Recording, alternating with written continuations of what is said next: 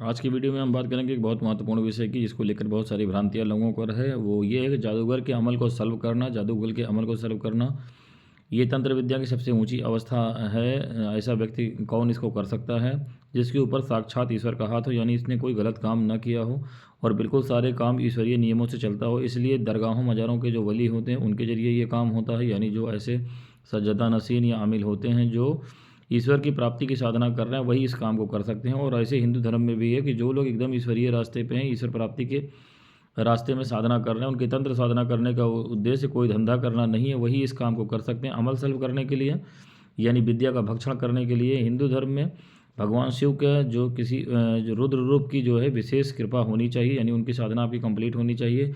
और इसी तरीके से माता काली की पूरी जो है कृपा आपके ऊपर होनी चाहिए, उनकी साधना आपकी होनी चाहिए।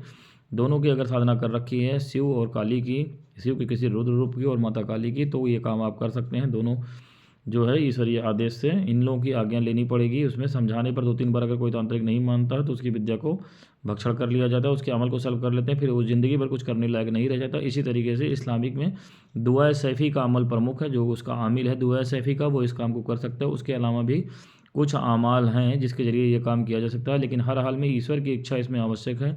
और ईश्वर की इच्छा उसी के साथ है जो ईश्वरीय रास्ते पे चलता है। इसलिए सामान्य मनुष्य के लिए ये सब चक्कर में ना पड़ें कि कोई अमल करके आप किसी के अमल को सल्व कर सकते हो, ऐसा संभव नहीं है। सीधे सीधे आपके ऊपर ईश्वर का हाथ होना चाहिए और उतनी आपकी साधना और सिद्धि होनी चाहिए और ईश्वरीय आदेश भी होना चाहिए कि सामने वाले का अमल सल्व करना है। तो इसी स्तर तक जब आप ईश्वर से जुड़ोगे कि उनके आदेश को समझ सको, तभी आप इस काम को कर सकते हो। जो दुष्ट तांत्रिक नहीं मानते हैं उनके साथ हम लोग यही करते हैं। हरि ओम।